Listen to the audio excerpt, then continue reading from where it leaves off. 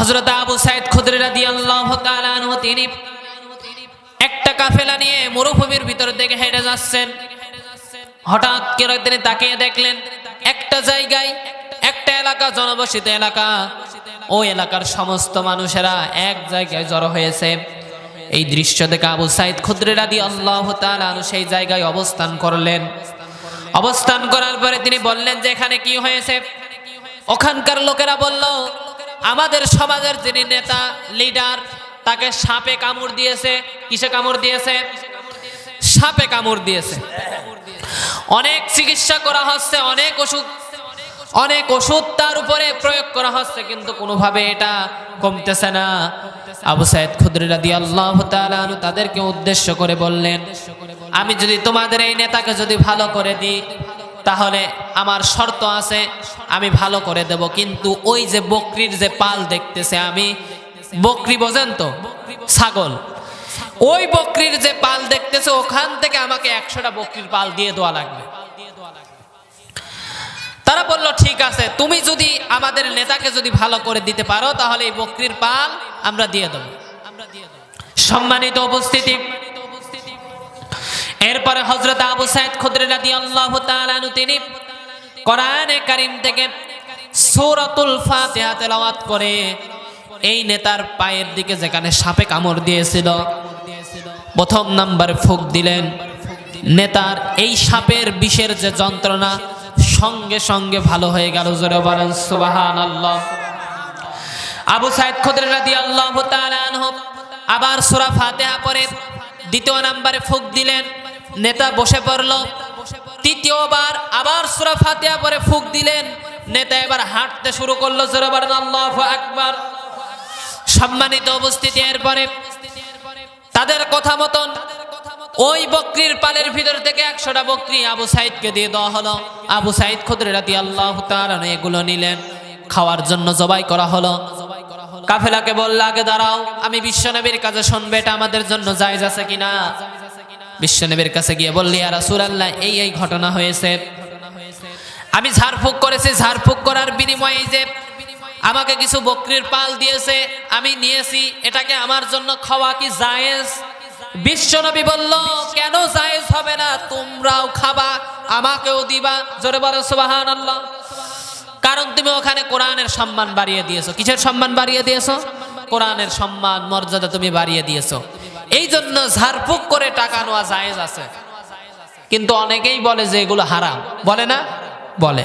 কিন্তু ঝাড়ফুঁক করে টাকা নেওয়া, অর্থ নেওয়া, এগুলো জায়েজ, নবীজি জায়েজ করেছেন। সম্মানিত উপস্থিতি, খুব লক্ষ্য করেন, হযরতে ওমর ফারুক রাদিয়াল্লাহু তাআলা আনহু তার স্ত্রী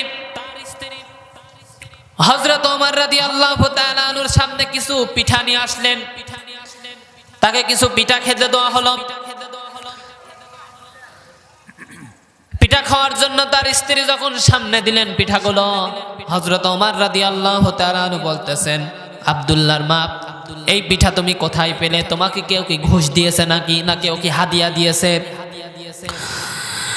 হযরত ওমরের স্ত্রী বলেন, আমিরুল মুমিনিন, আপনাকে ঘুষ দেবে এমন সাহস কি মদিনায় কারুর আছে? ওমরকে ঘুষ দেবে এত বড় হিম্মত কারুর আছে নাকি? বলে না। ওমর রাদিয়াল্লাহু তাআলা জিজ্ঞাসা করলেন, তাহলে তুমি কোথায় পেলে এই পিঠাগুলো? ওমরের স্ত্রী বলতেছেন, আমিরুল মুমিনিন, রাষ্ট্রীয় কোষাগার থেকে আমাদের জন্য যে রেশন দেওয়া হয়, আমাদের জন্য যে আটাটা বরাদ্দ প্রতিদিন, এই আটা থেকে প্রতিদিন আমি 100 টাকা করে আটা জমাতে প্রায় 6 মাস ধরে আমি জমিয়ে রেখেছিলাম। এই আটা প্রতিদিন আমি 100 টাকা করে জমাই। প্রতিদিন এইরকম করতে করতে প্রায় 6 মাস আমি এরকম এক মুষ্টি করে 100 টাকা করে আটা আমি জমাইছিলাম। এই কারণে জমাইছিলাম যে আপনি এই পিঠাগুলো খেতে অনেক পছন্দ করেন, এই জন্য আপনার সামনে ওই 100 টাকা করে আটা আমি 6 মাস ধরে জমায় আপনার জন্য কিছু পিঠা বানিয়ে আজকে আপনার সামনে আমি উপহার দিলাম, উপস্থাপন করলাম। আমিরুল মুমিনিন হযরত ওমর রাদিয়াল্লাহু তাআলা আনহু বলতেছেন, আব্দুল্লাহর মা, এই পিঠাগুলো আমি খেতে পারবো না। ওমরের স্ত্রী বলেন, কেন খেতে পারবেন না? এটা তো আপনার জন্য হারাম না, আপনার জন্য হালাল, কেন খেতে পারবেন না? হযরত ওমর রাদিয়াল্লাহু তাআলা আনহু বলেন, আব্দুল্লাহর মা, ইরাকের ফুরাত নদীর তীর পর্যন্ত আল্লাহ পাক আমার খেলাফত কায়েম করে দিয়েছেন। আমি জানি না দেশের প্রত্যেকটা জনগণের মুখে আমি এই পিঠা তুলে দিতে পেরেছি কিনা। আমি যদি এই পিঠা যদি খাই, কিয়ামতের ময়দানে এই দেশের একজন মানুষ যদি আল্লাহর আদালতে আমার বিরুদ্ধে যদি মামলা দায়ের করে বলে, রব্বুল আলামিন আমিরুল মুমিনিন নেতা হওয়ার কারণে সুন্দর সুন্দর পিঠা খেতে পেরেছিল, আমরা সাধারণ জনগণ আমরা এই পিঠা খেতে পারি নাই, আল্লাহর দরবারে আমি কি জবাব দেব? কেউ যদি আমার বিরুদ্ধে যদি এইরকম যদি আল্লাহর কাছে কেউ যদি রিপোর্ট পেশ করে, অভিযোগ করে, আমি কি জবাব দেব? এই জন্য এই পিঠাগুলো আমি খেতে পারবো না। হযরত ওমর রাদিয়াল্লাহু তাআলা আনহু এই পিঠা থেকে পিঠা খাওয়া থেকে তিনি নিজেকে বিরত রাখলেন। এবার হযরত ওমরের স্ত্রী বলতেছেন, তাহলে এই পিঠাগুলো কি আপনার সন্তানদেরকে খাইয়ে দেব? হযরত ওমর রাদিয়াল্লাহু তাআলা বললেন, খবরদার, সন্তানদেরকে তুমি খাওয়াতে পারবে না। এই পিঠাগুলোকে তুমি গরিব দুঃখী অসহায় মিসকিনদের মাঝে বিলায় দাও। জোরে বলেন সুবহানাল্লাহ। সম্মানিত উপস্থিতি, তাদের স্যাক্রিফাইসটা কত ছিল, কত বড় ছিল, তারা দান করেছেন। সম্মানিত উপস্থিতি, এই গল্পগুলো যদি আজকে আমাদের বিশ্ববিদ্যালয় কলেজে যদি পড়ানো হতো, আমার যুবক যুবতীরা তারা যদি এই গল্প এই হাদিসগুলো তারা যদি শুনতো, তাহলে তাদের চরিত্র কিন্তু আরো উন্নত হতো। কথা বলেন ঠিক কিনা? আজকে দেখেন আমাদের সাবজেক্টগুলোকে আজকে 4 সাবজেক্ট বানানো হচ্ছে। এই শিক্ষা জাতির উপরে অনেক ষড়যন্ত্র চলতেছে। আগে দেখেন ওই স্কুলের বইয়ের ভিতরে অমুক সাহাবীর ঘটনা ছিল, বুড়ি মহিলার ঘটনা ছিল, অমুক নবীর ঘটনা ছিল। কথা বলেন ঠিক কিনা? আবু বকর, ওমর, হযরত আলী রাদিয়াল্লাহু তাআলা আনহু এদের ঘটনা ছিল, কিন্তু এখন আর ওই ঘটনাগুলো নাই, বাতিল করে দেওয়া হয়েছে। সম্মানিত উপস্থিতি, হযরত ওমর রাদিয়াল্লাহু তাআলা আনহু তিনি যতদিন তার রাজ্য পরিচালনা করেছিলেন, তিনি যতদিন রাষ্ট্রের দায়িত্ব পালন করেছিলেন, তিনি একটা বাক স্বাধীনতা দিয়েছিলেন। তিনি একটা বাক স্বাধীনতা দিয়েছিলেন যে যে কেউ তার সামনে দাঁড়িয়ে কথা বলতে পারত। জোরে বলুন সুবহানাল্লাহ।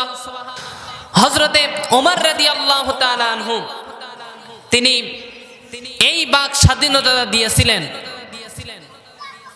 এই বাক স্বাধীনতা তিনি দিয়েছিলেন যে যে কেউ তার সামনে দাঁড়িয়ে কথা বলতে পারত। আজকে কিন্তু এই বাক স্বাধীনতাটা আমরা হারিয়ে ফেলেছি। কথা বলেন ঠিক কিনা? হক কথা, সঠিক কথা বললেই সমস্যা আছে না নাই? আছে কিন্তু। হযরত ওমর রাদিয়াল্লাহু তাআলা আনহু তিনি একদিন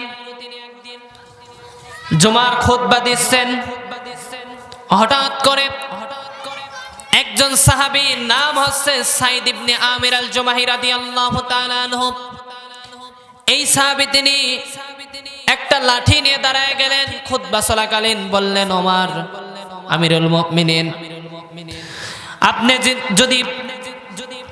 আপনি যদি কোরআন দিয়ে যদি রাষ্ট্র পরিচালনা করেন, তাহলে আপনার আনুগত্য আমরা মেনে নেব। আর কোরআন সুন্নাহর বাহিরে যদি আপনি যদি রাষ্ট্র পরিচালনা করেন, এই লাঠি দিয়ে আপনার ফয়সালা করব। অর্ধজাহানের খলিফা হযরত ওমর রাদিয়াল্লাহু তাআলা আনহু, তার সামনে একজন দিনমজুরি, দিন আনে দিন খায় এইরকম একটা মানুষ, সে বলতেছে লাঠি নিয়ে যে, আমিরুল মুমিনিন, কোরআন দিয়ে যদি আপনি রাষ্ট্র পরিচালনা করেন, আপনার আনুগত্য আমরা মেনে নেব।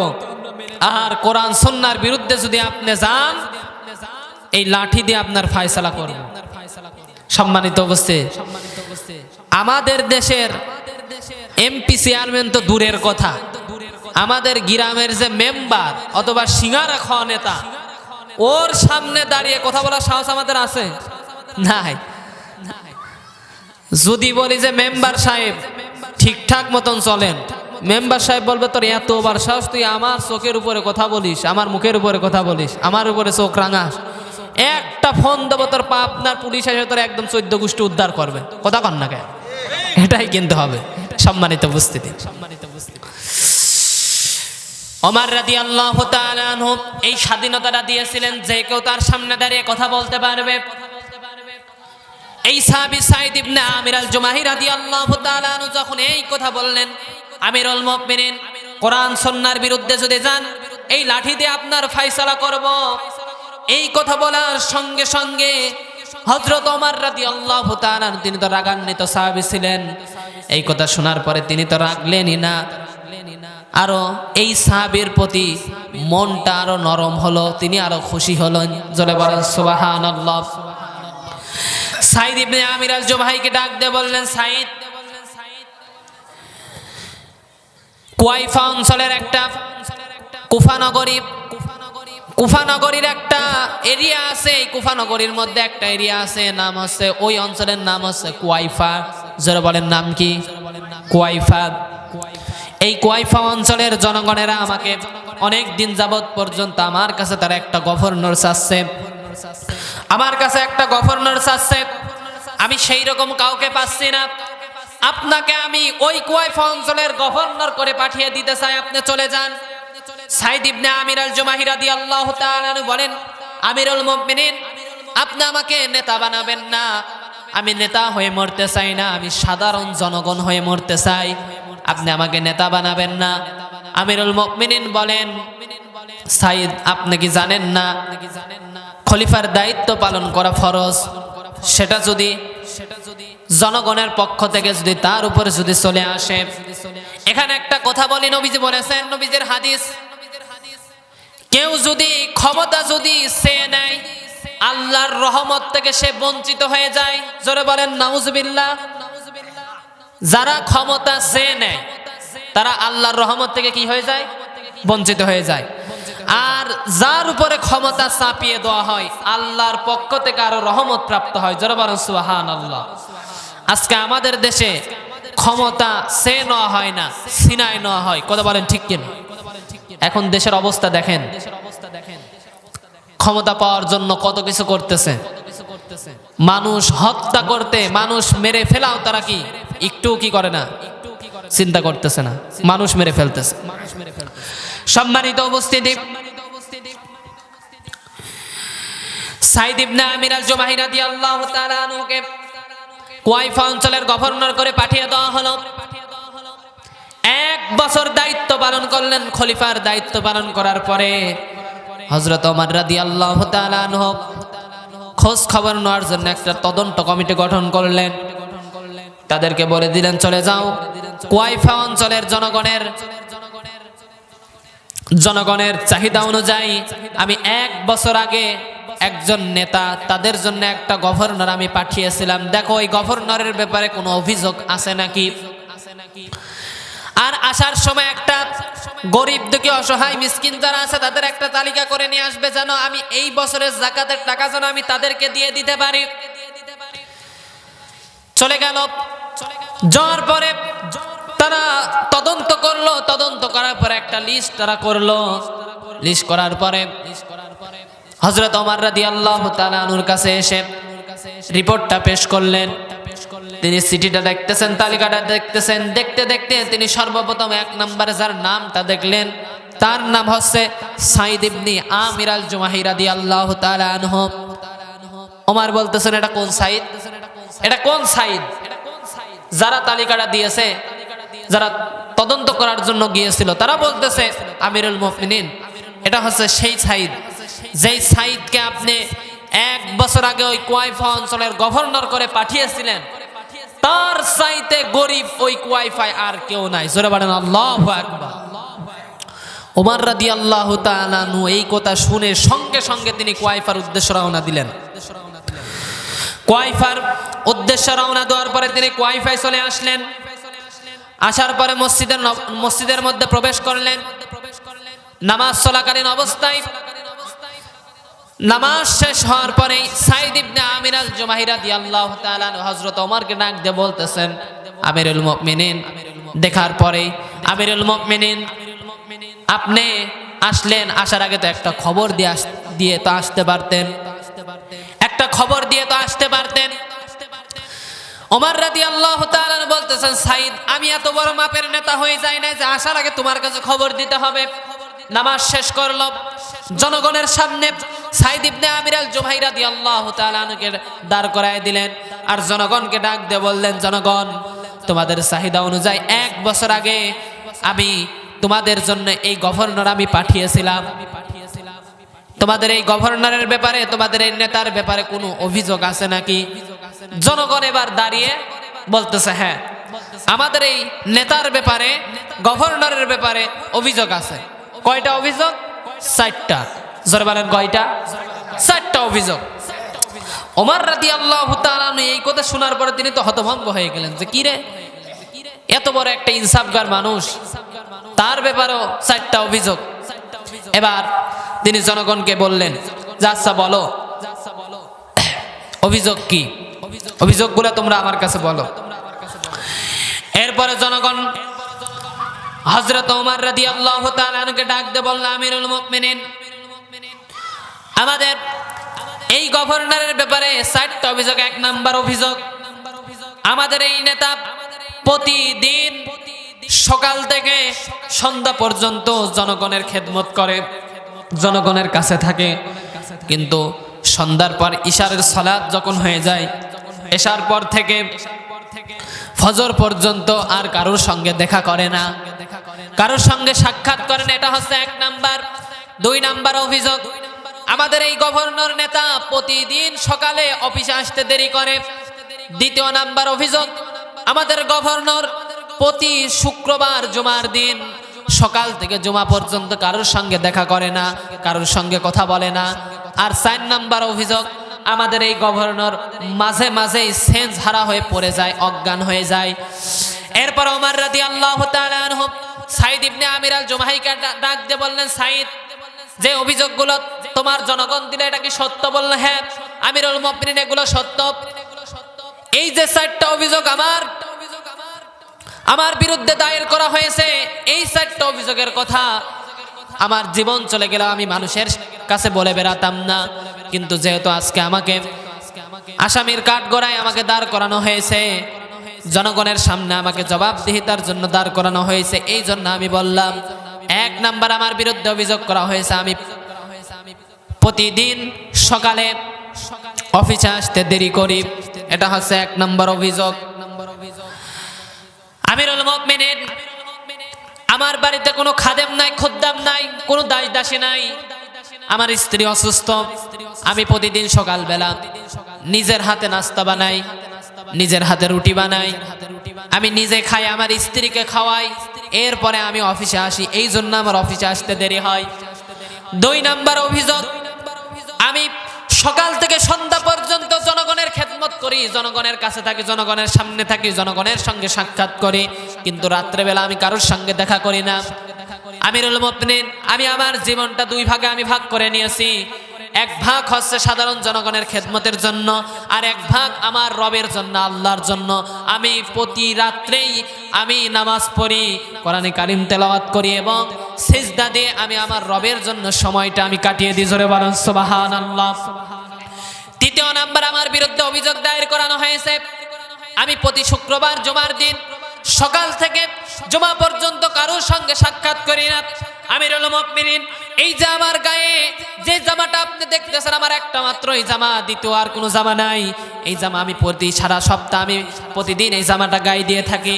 এরপরে শুক্রবার সকালে আমি এই জামাটা খেসে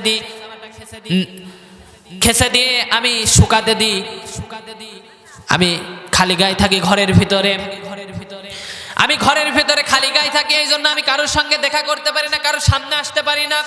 এটা আমার বিরুদ্ধে 3 নাম্বার যে অভিযোগ করা হলো তার অ্যান্সার আমি দিয়ে দিলাম। 4 নাম্বার, আমার বিরুদ্ধে অভিযোগ দায়ের করানো হয়েছে, আমি মাঝে মাঝে অজ্ঞান হয়ে পড়ে যাই। আমিরুল মুমিনিন, যখন ওই দৃশ্যের কথা আমার মনে পড়ে, হযরতে খাব্বাব রাদিয়াল্লাহু তাআলা আনহুর শাহাদাতের কথা যখন আমার মনে পড়ে, তখন আমি অজ্ঞান হয়ে যাই, সেন্স হারা হয়ে পড়ে যাই। বিশ্বনবীর সাহাবী হযরতে খাব্বাব রাদিয়াল্লাহু তাআলা আনহুকে যখন হত্যা করা হলো, আমি তখনও মুসলমান হই নাই, আমি তখন কাফের ছিলাম, কুরাইশদের অন্তর্ভুক্ত ছিলাম, তখন আমি মুসলমান হই নাই, মুশরিক ছিলাম। বদরের যুদ্ধে কাফেরদের বড় বড় লিডাররা মারা গিয়েছে, এই কাফেররা কোনোভাবে বিশ্বনবী জনাবে মুহাম্মদুর রাসূলুল্লাহ সাল্লাল্লাহু আলাইহি ওয়াসাল্লামকে ধরতে পারতেছে না। এই জন্য তার সাহাবীদেরকে ধরে ধরে নিয়ে এসে তাদের উপরে নির্যাতন করে।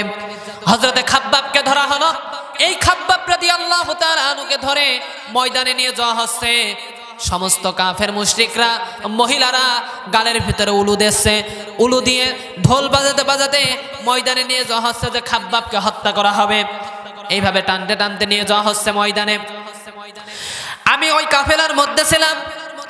যখন খাব্বাবকে যখন বেঁধে ফেলা হলো, তার উপরে নির্যাতন শুরু করে দেওয়া হলো। কাফের মুশরিকরা বলল, এই দাঁড়াও, খাব্বাবকে দেখে একটা প্রস্তাব দিই। খাব্বাবকে বলা হলো, খাব্বাব,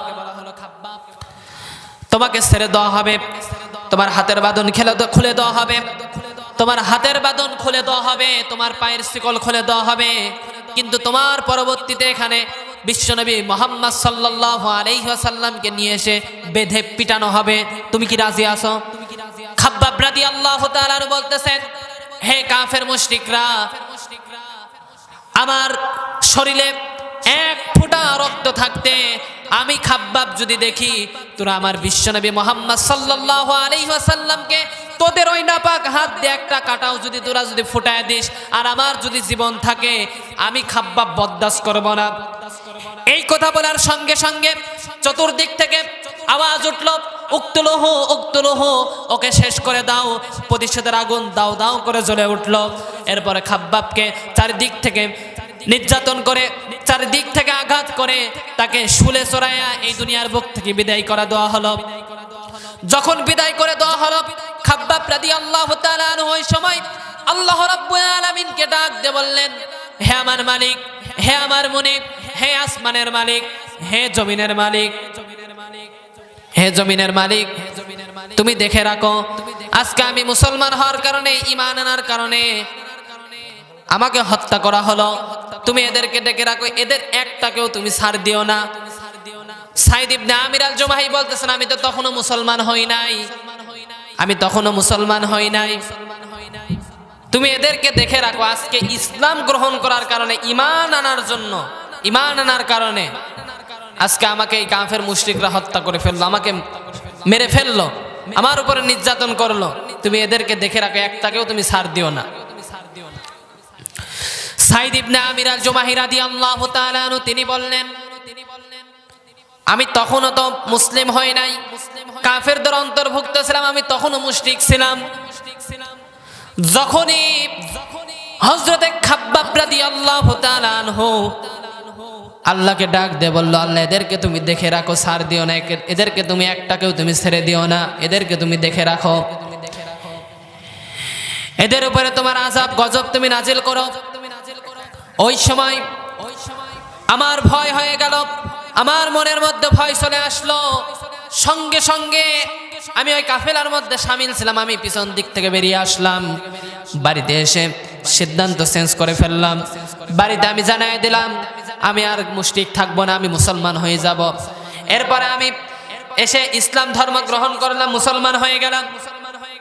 আমার ওই কথা মনে হলে আমি অজ্ঞান হয়ে যাই যে খাব্বাবের মৃত্যুর সময়, খাব্বাবের শাহাদাতের বরণের সময় আমি তো ওই কাফেলার মধ্যে শামিল ছিলাম না। জানি আল্লাহ আমার উপরে গজব নাজিল করেন কিনা, আল্লাহ আমাকে মাফ করেছেন কিনা, এই কথা মনে হলেই আমি অজ্ঞান হয়ে সেন্স হারা হয়ে পড়ে যাই। সম্মানিত উপস্থিতি, এরপরে হযরত ওমর রাদিয়াল্লাহু তাআলা তিনি চলে গেলেন। যাওয়ার পরে এই সাইদ ইবনে আমির আল জুমাহি রাদিয়াল্লাহু তাআলা আনহুর জন্য 1000 স্বর্ণ মুদ্রা পাঠিয়ে দিলেন। স্বর্ণ মুদ্রা 1000 পাঠিয়ে দেওয়ার পরে সাইদ ইবনে আমির আল জুমাহি তার স্ত্রীকে বলতেছে, দেখো আমিরুল মুমিনিন আমাদের জন্য 1000 স্বর্ণ মুদ্রা পাঠিয়েছে। স্ত্রী বলতেছে, তাহলে তো ভালোই হলো, আমাদের অভাবের সংসার আর আমাদের অভাব থাকবে না। সাইদ ইবনে আমির আল জুমাহি রাদিয়াল্লাহু তাআলা বলতেছেন, না, এই একটা টাকাও আমি খাবো না, সব টাকা আমি গরিব দুঃখী অসহায় মিসকিনদেরকে দান করে দেবো। জোরে বলুন সুবহানাল্লাহ। তিনি সব দান করে দিলেন। ওই রাত্রে তাকে স্বপ্ন দেখানো হলো যে সাইদ, আল্লাহ রাব্বুল আলামিন তোমাকে মাফ করে দিয়েছেন, দুনিয়ার বুকে থাকা অবস্থায় তুমি জান্নাতের সার্টিফিকেট পেয়ে গেলে। জোরে বলেন সুবহানাল্লাহ। এই যে দানের যে বিষয়টা, সম্মানিত উপস্থিতি, সাহাবায়ে কেরাম তারা জান্নাতে যাওয়ার তাদের কারণটা কি? আপনি তাদের ইতিহাস পড়বেন, তাদের জীবনী পড়বেন, দেখবেন তারা নিজের যে চাহিদা ছিল, নিজের চাহিদা থাকার পরেও অন্যকে তারা অগ্রাধিকার বেশি দিয়েছে। জোরে বলেন সুবহানাল্লাহ।